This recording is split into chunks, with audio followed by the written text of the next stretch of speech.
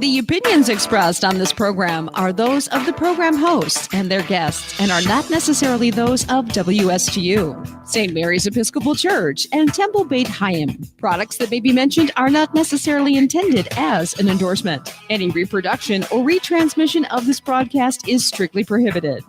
And now, WSTU presents a priest and a rabbi. Call in with questions and comments at 220-9788. 220-WSTU. Now, here's your host. Good morning, everyone. This is Father Christian from St. Mary's Episcopal Church, and the very handsome, sharp-dressed looking man next to me is Rabbi Matthew Dermott from Beit Hayim, Temple Beit Hayim here in Stuart. He is my rabbi, and we are both today on this day entering into some of the most sacred times that we have in our respective religions, and these times that of course are not different or at opposite poles. Of course, the Passover, which begins this evening, feeds directly into what we as Christians have really started to celebrate, which was last night for Maundy Thursday, at least for our liturgical Christians, with the foot washing and the institution of the Lord's Supper, which was last night, Maundy Thursday. So we are. So just out of curiosity, because I know for you it's been like the Super Bowl of holidays. Yes, sir. Right. And as Jews, we have it as well. Our large Super Bowl events are really the high holidays of Rosh Hashanah and Yom Kippur, then leading into Sukkot, and then leading into Simchat Torah, kind of like the four major holidays that lead us as Jews and certainly as rabbis as the four kind of crazy weeks. And of course, everything else, the 8 weeks leading up to it in the summer of trying to get everything prepared. And of course, now, as you rightfully mentioned, tonight we're going to enter into Passover for the next 7 days, which is a beautiful time. It is a really jam-packed time. But for you, Rosh Hashanah for us is 1 day, 2 days. Yom Kippur is a day. Passover maybe 7, but we don't hold services every single day. So what has it been like for you, having not 1 day or 2 day, but it's been a whole week and you're still in it? What is it like for you as a priest spiritually, for you to ground yourself in this week? Because, I think there's a difference between being a Christian and celebrating and being participatory and active in the process, as opposed to also being a priest, leading a congregation and a people, and trying to find that sacred time for yourself.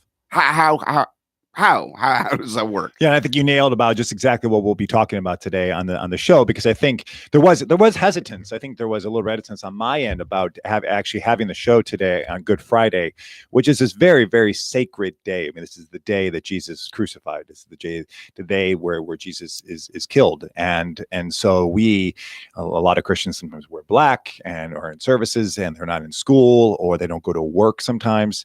But as our society's become more and more secular, folks go to work, but it is. Is that traditional in terms of wearing black as a sign of mourning for today? I think the higher the church you go, as in the liturgical practice, that's where you're going to see more of that ritualistic tradition come in, of where you might see priests wearing the black cassock. Like I'll wear the black cassock, which is basically the black robe today. It's a day, because there's a duality to it. There's this mourning and loss and grief and sorrow of Christ crucified upon the cross. But then we don't call it Bad Friday, we call it Good Friday. Mm-hmm. So there is underneath it, though, this gratitude. And where does that come from in terms of the terminology of Good Friday? I mean, it was funny because I was thinking about it as I was driving in this morning. I thought to myself, why is it called Good Friday? Right. Why is it not called, Mournful Friday? Sure. Why is it not called Sad Friday? Why Good Friday? Well, there's a couple thoughts on that, and it came from a German expression that maybe where really what it was called originally was God Friday. It was called God Friday, and then it just eventually became into Good Friday. Interesting. There's some other backgrounds to the derivation of it, but nevertheless, whether it was one time called Sorrowful Friday or Crucifixion Friday, there is a goodness to it that the church has held on to, at least from a liturgical stance. That from a Episcopal, from a Lutheran, from a Catholic, and probably some other denominations. Forgive me if you all do practice the Good Friday. I think many too. They recognize if you say Good Friday. Though I will say, when I did the vlog a couple weeks ago, I did go out into the public and I asked people 4 questions about Holy Week. And I asked them 4 terms, and just I went out to a community gathering of people. I went to a civic gathering. Then I went to a church function and I asked them 4 things. One was, what does it mean when I say to you Lent? What does it mean when I say to you Maundy, Thursday, Good Friday, and Easter? And those first 3 were just like sometimes goose eggs. And these are people who are very devoted Christians or maybe not Christians at all. But Lent, Maundy, Thursday, Good Friday, I would say 65% of the time, you can see it on, this is a shameless plug. If you go into my vlog on YouTube, Your Favorite Christian, you can see this. It's called what do all these churchy terms mean? But Good Friday, some people didn't know, but other people do know and say like, oh, I think that's the day that Jesus was crucified. So yes, why is it good? It is good because what the cross means to us of atonement. So this atonement that we are atoned for our sins. Now, the way that it happens, the passion of Jesus, you saw the movie Mel Gibson, right? That's one interpretation of just the bloodiness and the horror would have happened to any Roman criminal who was thrown up on the cross. But why? Why does, some people say, why does God have to do this cosmic child abuse, to his own son? So I'm still stuck a little bit on dress. Oh, we're back at the we're back to the vestments. So as you mentioned that, today, for example, when you do services, you'll be in black. Yes, sir. On Sunday, yes, sir. Will you be in white? Yes, sir. You will. Okay. Yes. And that's standardized in terms of most, if not all, priests, Episcopal will wear white. Yes. As a sign of purity. As a sign of celebration. Yeah. White is a sign of celebration. So all the vestments, everything that you see around the altar. So what was really nice is that So how do you differentiate your collar? I mean, if you're wearing white, do you wear a black collar? No, always, usually for the most part. It's always white. Yeah, the collar is white. And that goes back to that is very more style and fashion. Okay. I've heard other more perfunctory things that it was a sweatband, but really it came from. Would you ever wear purple? Only a bishop. Only a bishop. Yeah. Okay. Only a bishop. However, during Lent, the color is purple because that is so to go back to your previous question of what has it been like? So for 40 days, starting at Ash Wednesday, when we all saw a bunch of different people with crosses on their foreheads, that was the day we began Lent. So this day of reflection, a time of fasting, a time of penitence, a time for us to reflect upon where we might be missing the mark. And we give up things because we say, well, where are things that are kind of filling some gaps in my life that maybe I can let go of. So then I have to depend upon God more, right? And so that I can really lean on God more. So whether it involves food or whatever it may be, or something you take on, that I want to practice love more. I want to be much more intentional with love so I can invite God more into my life because I have some holes in my life that I want to fill. So, just to go back on the color a little bit. This color, I just thought it was fascinating. For those that don't know, we Father Anderson and I, as well as your mom and your beautiful wife, were at All Saints Episcopal Church last week. Yeah, Jensen Beach. Yes. As we did our first gig. As I came home and my wife had said, "How did it go?" And I said, "It was awesome. We were the entertainment," which I just thought was really interesting. Yeah, they had their heritage banquet. They invited us to come in and be the entertainment. And your wife had been wearing a purple dress, and I remember just the color is very striking. Right? There's a difference between wearing white or wearing black. Purple. Why the color purple? Well, I don't think she intentionally meant to wear it for Lent, but yes, I mean, you could wear purple so purple, the reason why if it comes up in Lent is purple is a color of penitence. Okay. Right. But it's also, there's always a kind of a duality with many of these things, these symbols in religion, is that, so as you probably know this, purple, especially in the first century, second century, during any kind of ancient times, that purple was a very a rare dye to get. So it was expensive. So it was more royalty would wear it. Mm-hmm. So it's also recognizing the royalty of Jesus throughout all of it, of who we are confessing to, who are we submitting to, the royalty of God. And then later also to the royal priesthood that in Revelation it talks about. We're all called into this royal priesthood. So we're all priests really in some ways where God is calling us to step up. Do people ever wear red as a sign of life or a sign of passion, in that regard? Yeah. So we had Palm Sunday. Okay. That was just this last Sunday that kicks into Holy Week. So right now we've been in Holy Week, which is really just this deep time of contemplation and services and meditations and prayer and Stations of the Cross and all these different things that we do. And that day is red. Right, that day is red. This forelorning of the blood of Jesus, who's going to that's going to be sacrificed. He is now going into Jerusalem. He's been staying out of Jerusalem in most of the Gospels. John has him tapping in and out, but the other three synoptics really have him staying out of Jerusalem. So now, he has this reputation, and he has escaped death, by vanishing in the crowd. So now he's going right in there on a donkey. And then we come with this celebration of him going into Jerusalem, and then the service immediately turns to the passion. So it's like this duality of, wow, yes, here comes their king. Here comes Hosanna, Hosanna, the son of David, here to save us, here to save the Jewish people. And then we read the passion.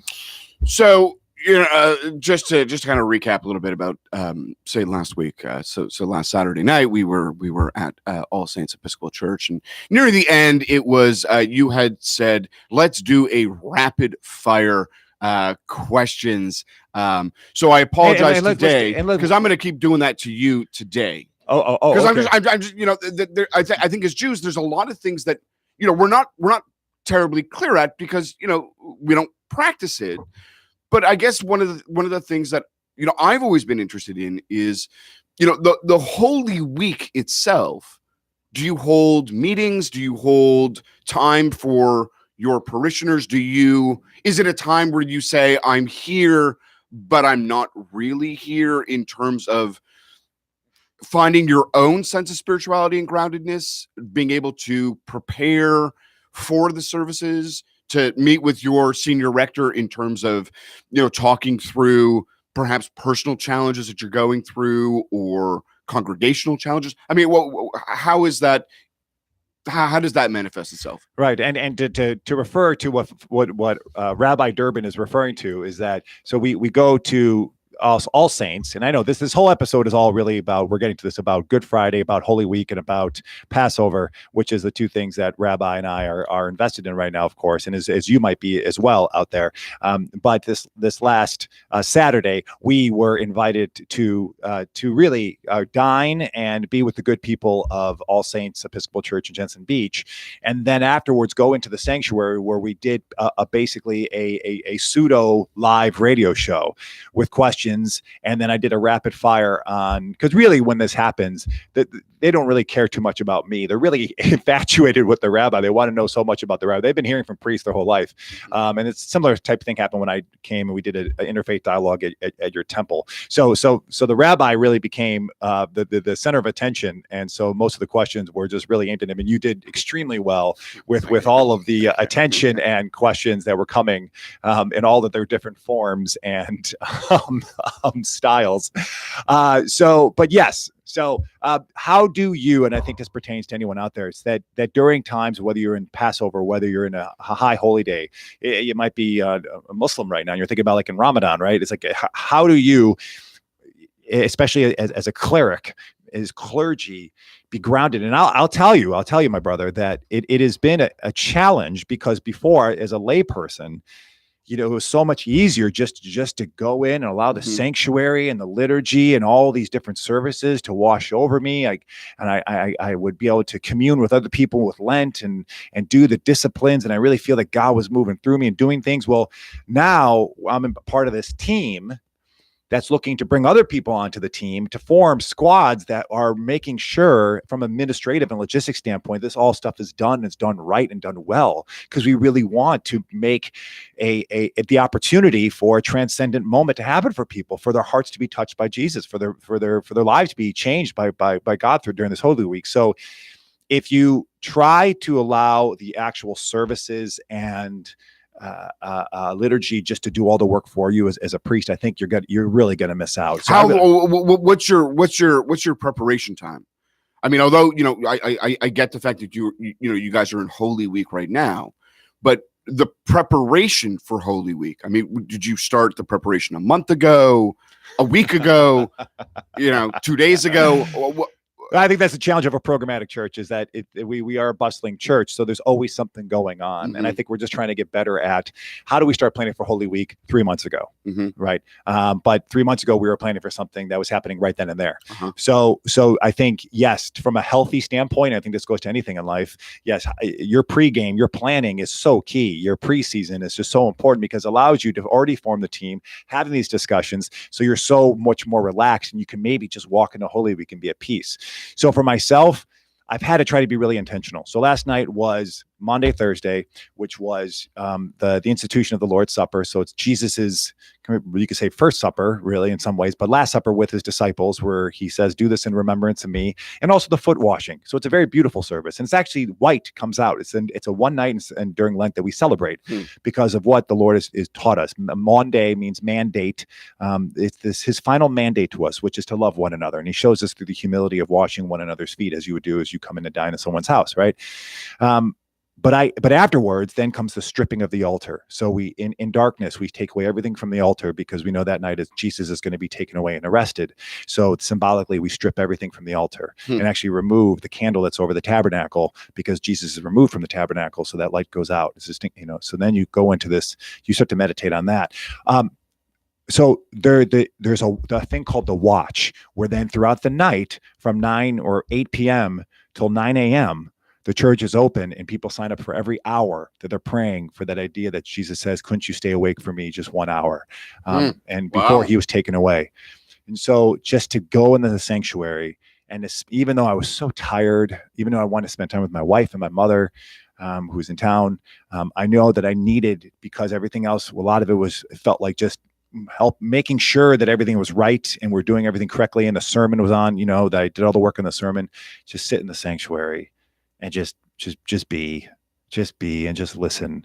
And you have to be, and I'm sure you would say this too as well.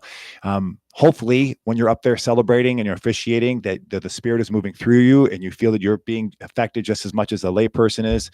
But you also have to set that separate time as well, even more so, because me preparing for a sermon and studying scripture, or me preparing for this service, and then that's not the discipline that helps build me and grow me. It helps build me and sort me as a priest, but as a Christian, as a person who's trying to be more spiritually developed and to be challenged by God, there has to be a separation. And then I think that allows me to sit back and just allow Easter to wash over me. But if I get too lost in the Easter services of Good Friday, I'll forget my blocking, or I'll do something. If you get really lost, you got to also be technically aware. So it's a mixture of both, brother. I mean, I like what you said, because I think it is discipline, and I think that there's a lot in that word itself.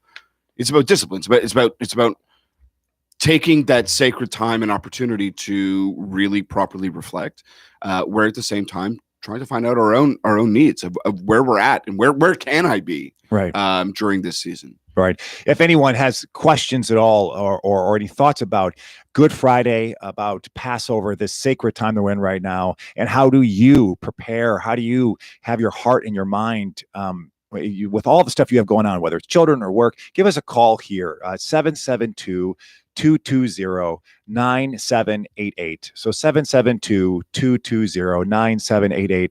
Love to know what whether you're Jewish or Christian, or from another religion, where you do this intentional time of reflection, maybe penitence, of just reflecting upon what God has done for you. So just to go back on that, just briefly, just the notion of intentional preparation. As Jews, we're not that we're in Holy Week. I mean, tonight will be a major festival for the next 7 days, but that there is preparation that gets involved, right? Right now, currently this morning, my kids got up really early. We had taken all of our chametz, all of our leavened products. What's chametz? So chametz is anything that rises, right? Anything that has yeast, right? My pasta, any sorry, did I say it wrong? Pasta. Every time you say that, Yeah. my pasta. Right. But we sound like you're saying like my pastor, like my pasta. This is my pasta. We've been taking all of these kind of bready products, things that we cannot eat during Passover. And traditionally the Torah says, rid your houses of it. Get it out. So, we've been and why? Why does the Torah say that? Because when we did not have time, when we had to flee, right, we effectively put these cakes on our backs and it baked in the sun. And for those who don't know, flee from where? Egypt. Okay. Egypt as from bondage, being slaves to, the promised land of now being free people. And that's the main message of Passover, is that as we go through this collective story, that we celebrate through what we call the Passover Seder. And the Seder itself just means order. And there's an order to... That's what Seder means? Seder means order. Right. So it comes from the same root and the same word when we say a Siddur, which is a prayer book. But what is a prayer book really? It's an order. It's an order and construction of our prayers. But what we've been doing is to take all these products and to get them out of our house. That starts this morning. Well, I mean, some people would do it yesterday or the day before. Really, it is a, for lack of a better term, it's a deep clean. I mean, it's a spring cleaning. It's get ready. And what we do as a family is we pack up all these things, we put them in boxes or what have you. Later this morning, I have my 7, almost 8-year-old daughter here, just because there's no school. I thought it'd be kind of neat for her to see what was going on. But there is a dual message in it, which is after the show, we're going to actually go and take all of our products and go donate them at House of Hope. Because I want her to understand the message, and she knows, and I think my kids know the message. But, for all Jews too, to understand that, during this, it is intentional. For us to go through our house, to actually look at what we have, to purge what we have, to be able to take those things that, we don't need in our houses, right? Anything that has leaven, that type of stuff, and to get rid of them. And traditionally we would sell it to the synagogue, and the synagogue would maintain it. We'd sell it back to the, but in today's world, and in our world, I think it is about providing for those less fortunate. That, what is real freedom?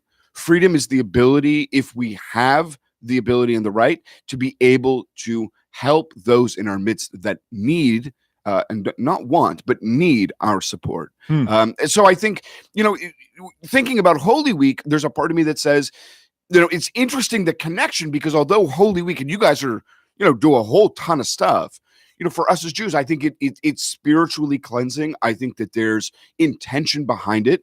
We'll sit around a Seder table tonight. We'll go through the story, but it's also much like Shabbat. It's about the preparation that happens before it. Mm-hmm. The experience of being in it, I think, is important. But it's also, how do we get there? So all the Abrahamic religions. I can't speak for other religions, for Buddhism or Hinduism, but the Abrahamic religions, Islam, Judaism, Christianity, that there's these liturgical seasons, these seasons of preparation to prepare our hearts and our minds, so we don't just show up at Easter, we don't just show up at Passover, we don't just show up and be like, okay, God, what do you got? Mm-hmm. There's this time. So in order for us to be prepared for Easter, there's 40 days of Lent. In order for us to be prepared for Christmas, there used to be 50 days of Advent, and that's the beginning of the new year for us. But now it's like 28 days. But these days of deep preparation, that would also be mirrored by a lot of times of baptism. Mm-hmm. So on Easter Day, we will have at the Great Easter Vigil. So that would be Saturday night. So the darkness goes into light. We will actually have 3 people baptized that night in the sanctuary, and then the next morning we have a baptism service at 6:30 a.m. at Stewart Beach. So right there in the ocean, having babies who won't be baptized by full immersion, but just they'll be baptized, and then also like a 21-year-old young lady who will also be baptized. But they have been going through preparation. They have been preparing themselves during this Lenten season. To go through that the rite of baptism, right? If I was a member of your community, right, and let's say I had been baptized when I was a child, could I undergo that ritual purification around Easter, or would that be inappropriate? If you've already been baptized? Yes. You only need to be baptized once. No, but I'm saying, look, as Jews, although it's not baptism, we have the mikveh, right? Which is a ritual immersion through a collection of constantly flowing water. We can go to the mikveh every single Friday just before Shabbat. We can go before we get married. There's a whole bunch of stuff, in terms of, spiritually cleansing myself or purifying myself before God or before a certain event. And I'm just curious to know, especially when it came to something like Easter, if you had somebody that would say, Father Anderson, I know you're doing baptisms right now, but can I go through the same rite even though I did it 45 years ago? Can I just have that spiritual release for myself as I enter into this Easter? And that spiritual release, you mean by going through the preparation or actually going into the waters? Going into the water itself. So technically, no. Okay. That would push against the sacrament of baptism that only needs to happen once. I mean, it's the one thing that all Christian denominations would really agree on is really the baptism, the power of it.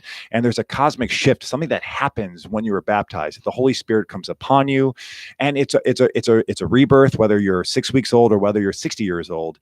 But it's up to you at that point now to start to feed that seed. It's not like your life has changed completely. But that rebirth, like, yes. Let's say I was baptized as a child. Uh-huh. And let's say I lived a life that was less than favorable. And around this season, around this time, I've been doing a lot of soul searching, a lot of search for meaning. And, I happen to be a member of this church, and it's Easter Sunday. They're doing baptisms, could I force my way into that water and say, Father Anderson, please dunk me and, confer, God upon me? Yeah, I mean, I totally understand. And part of me wishes that, I mean, listen, nothing can stop you. But as a priest, I would say you don't need to do that. Let's find another way that allows you to feel that renewal of your baptismal vows, that renewal of your life. And we can use water to do that. But you have already been saved through the power of baptism. So what are some other ways that we can do that? Whether it is, we can do that symbolically through water, through some other ways. We have this thing called an aspergillium. We ask everyone who goes to the baptism services that they are renewing their baptismal vows as well.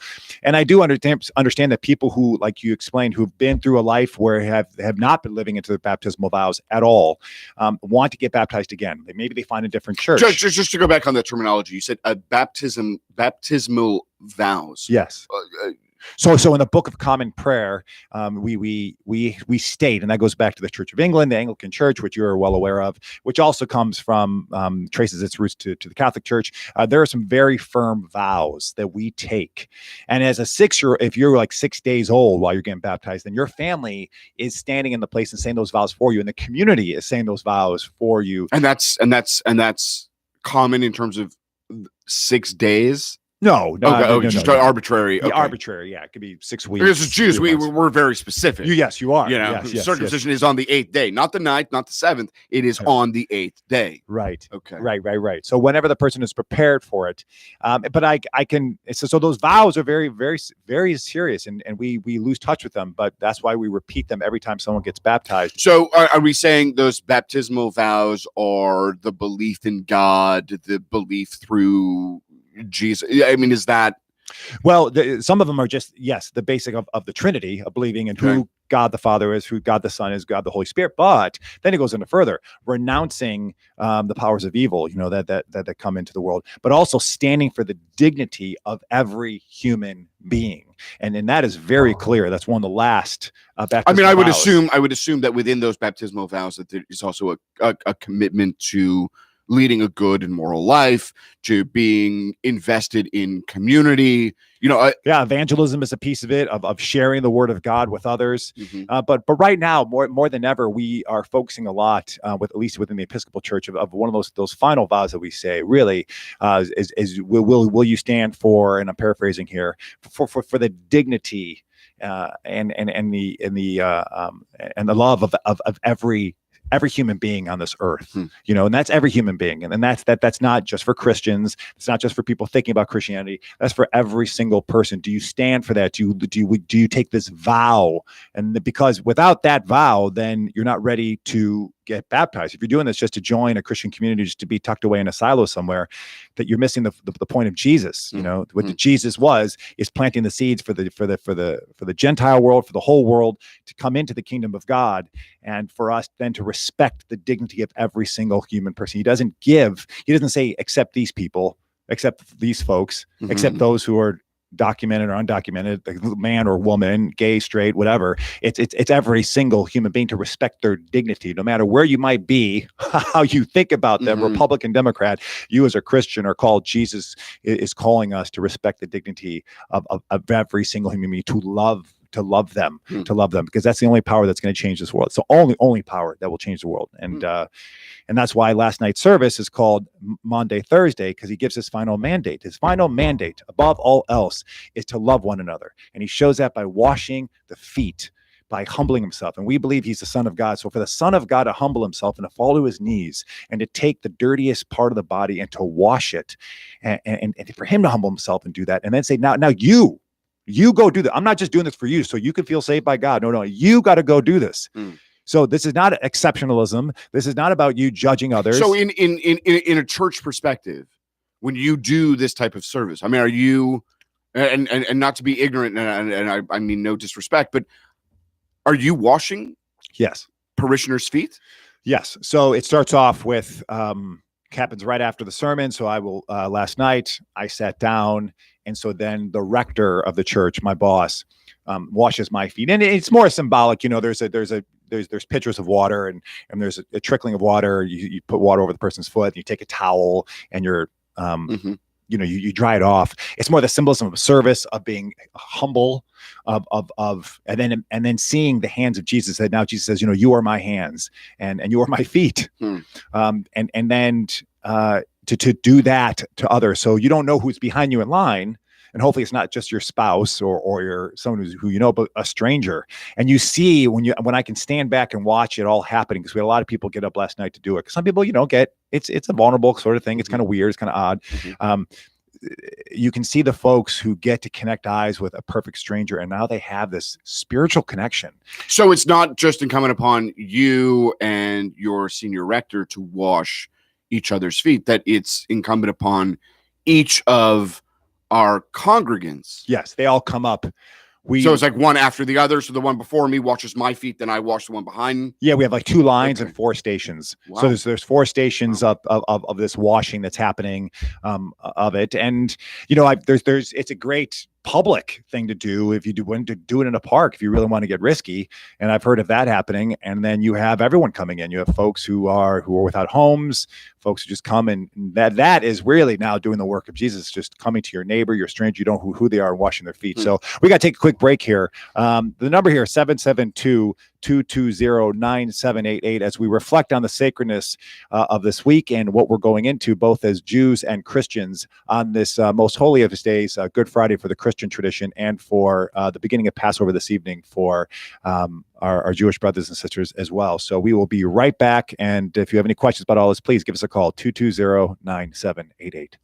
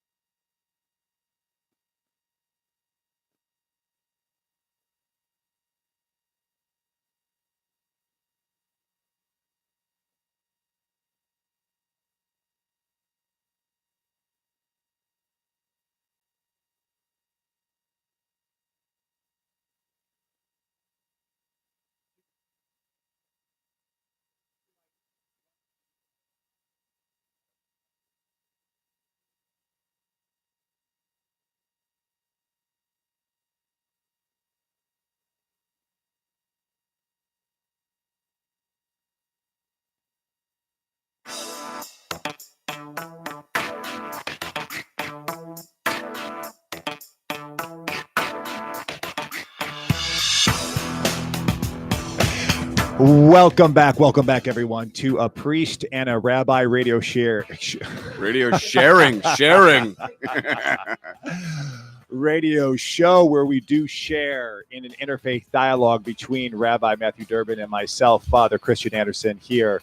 And you can also find us on a podcast that we have on all major platforms. But if you would, we just are so grateful and it would mean so much to us if you do go on to iTunes or whatever platform you use, whether it's Stitcher or Google Play, and look up A Priest and a Rabbi podcast. Hit that subscribe button if it's something that you like, and share it with people you know who would be like, I think they might like this. Someone might really groove on this. It would mean a lot to us. And as you give it a ranking, it helps with more visibility and sharing. And when you leave a comment there too, then we know what's really working and what more to talk about for topics. So speaking of topics, today is Good Friday, the day that Jesus Christ was crucified upon the cross. And as Jews, tonight is the beginning of Passover.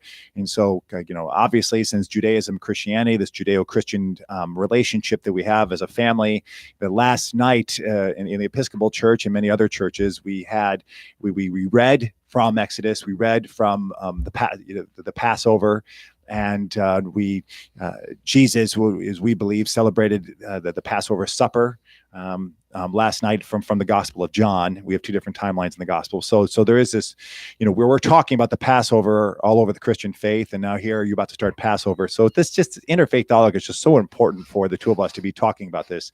So again, the number here is 220-9788 to call in and to ask about, what does Passover mean to you? What does Good Friday mean to you? What does Holy Week mean to you? So we're continuing on here with some questions for one another. And Rabbi, let me ask you, what's one thing about Passover do you think that many Christians don't know? Because we study it, we read about it, we read Exodus. It's interesting because I think whether we're Christian or Jews, I think that there's the overlying general message of Passover, right?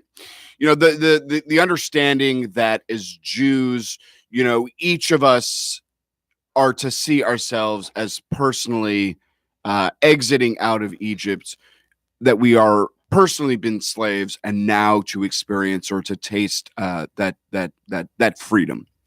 I think I don't know. One of the messages of Passover for me is it's the ability to not lose hope, not lose sight of the bigger picture, which is that there are many that are not free, that we have the opportunity and the responsibility and the obligation to try and ensure, global freedom in some way. But before then, I think that there's something that I think, and I mentioned this last time with regard to, but it looks like we have a caller.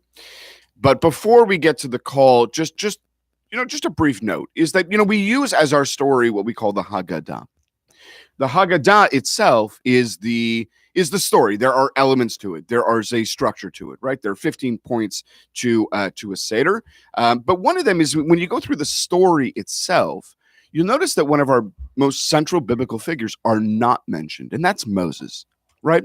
God's mentioned, Pharaoh's mentioned, right? All these major characters are noted because it takes us back. And part of the reason why Moses is not mentioned at all is because if we mention Moses, it is that notion that we have now located Moses in a time and a place. The Exodus happened X amount of thousands of years ago. It is stopped in time. Whereas today, because we don't mention Moses, and it happened to be the rabbis created this Seder, this opportunity for us, is that notion that if Moses is not mentioned, it is a constantly unfolding story, that it has relevance today, that it's not static, it's not set in time, that we ourselves are to see ourselves as personally being leaving Egypt and being not just a memory, but something that continues to live on and continues to unfold and continues to transform us. Absolutely.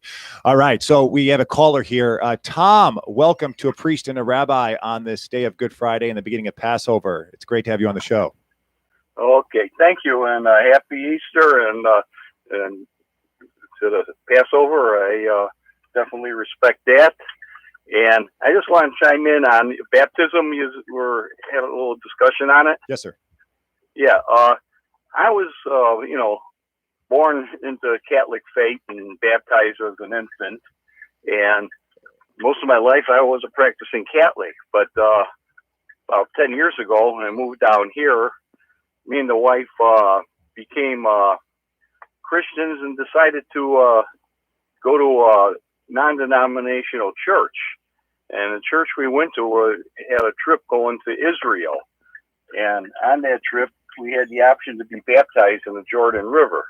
And so I talked to the pastor, and I said, well, I was baptized a Catholic. I'm kind of hesitant being baptized again. And he says, I would encourage you to be baptized again, because he says, when you were baptized the first time, you were just an infant and didn't have a choice in it. He says, now it's your choice if you're willing to be baptized or not. And I thought that was pretty good reasoning. And we got baptized in the Jordan River, and I'll never forget it.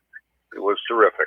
Yeah, it sounds extremely powerful, and I know it's one of those things where it's, especially with infant baptism, is that you weren't there to remember it. And I talk to those who are prepared for baptism, who are sometimes 18 and 20 or older, and I express to them sometimes, like, I'm just, in a healthy way, jealous of you, because you get to experience this in the first person and really remember this and know this, and you as an adult are making this mature decision to be baptized and then go through this powerful symbolism of going into the water, especially in the Jordan River, the river that we believe that Jesus was baptized in. So, I don't think God is throwing up his hands being like, oh my gosh, I can't believe they're getting baptized twice, and you, what came out of that? What came out of that was something very powerful for you, that it was transformative, I'm assuming, and really empowered you as a Christian in your faith in God. Is that right in assuming that? Oh, 100%. And, before, I used to just go to church, and, it was just routine. And now I'm committed to helping out in the church and helping other people. And I'm getting a real good feeling about it, that I'm not just, attending a service. And I really think it's improving my life. And me and my wife, both of our faiths are strengthened by it. Oh, that's powerful stuff. So yeah, it's one of those, there's a kind of a canonical answer to the whole thing about baptism, but then stories like that, as a priest, what can I say to that? I mean, that's just so powerful, and I understand that, and I think that discussion and dialogue could continue on, especially with infant baptism. But Tom, I'm so happy for you. You found a spiritual home that is really working for you, a Christian home, that it's not just having you worship, but it's transforming your life, and you stepping into leadership, and you feeling like you're being part of Team Jesus to go out and to really turn this world upside down in love. Yeah. Well, I really respect the Bodias. I respect all religions, and I have, a terrific Easter, and God bless the Bodias. Well, God bless you, brother. Thank you so much. Appreciate it. Thank you for calling in. You're welcome. Yeah. So it's I've asked my rector about that, about the dual baptism, and I know some other denominations definitely practice that. If you left one other denomination, you go to a new one, they'll say, "Come on, come and get get baptized again."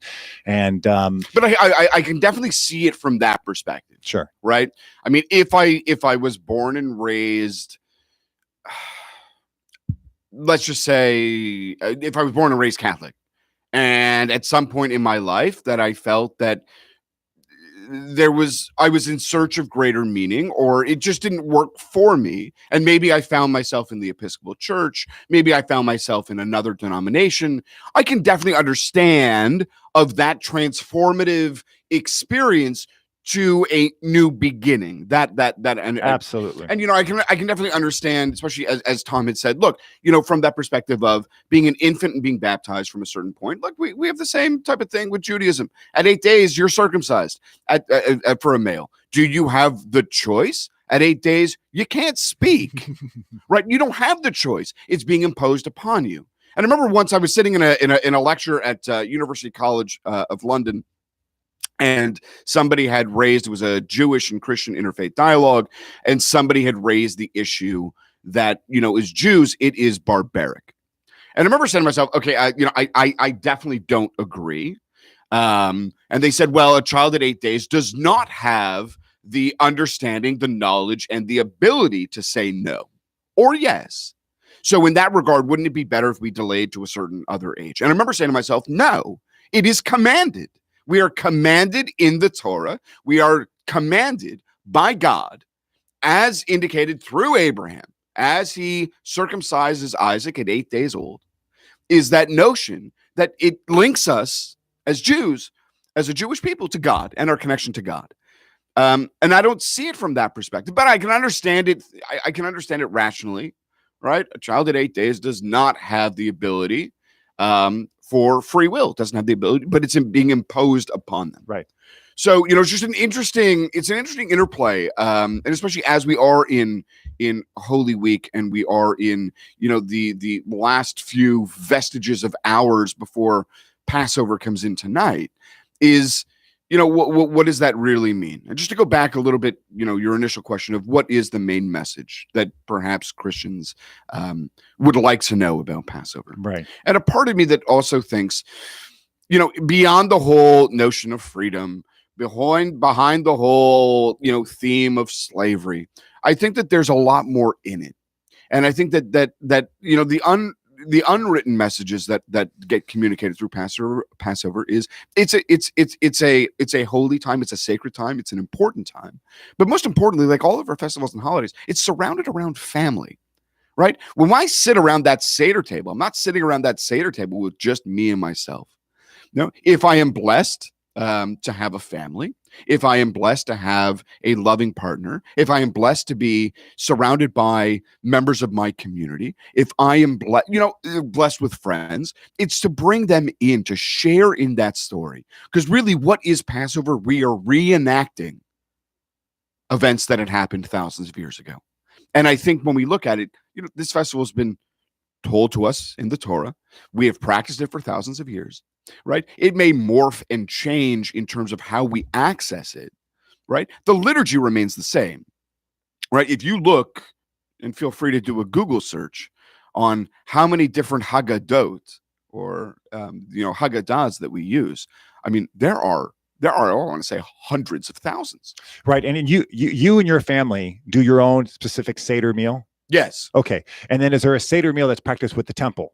Yeah. So, the understanding, what we do is, first night Seder, which that's tonight. That is tonight. And it not normally does fall on a Friday night, on Shabbat, or on Erev Shabbat. It just happens. We've been doing that for the last couple of years. And that will tell the tale of the Exodus.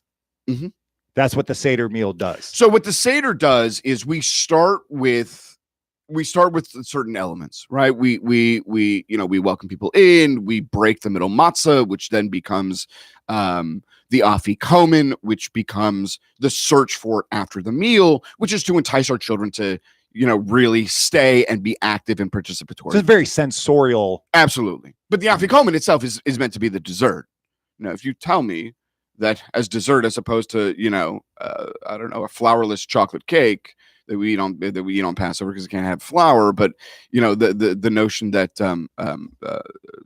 matzah would be my scrumptious dessert, it's just the way it is. But I think that there are certain elements and certain ways that we go through the Seder, but largely it is to remember and to focus in on what it was like. And I think, at the end, our main message is clear. We were once strangers in the land of Egypt. Mm-hmm. We know what it is like to be an oppressed people. Mm-hmm.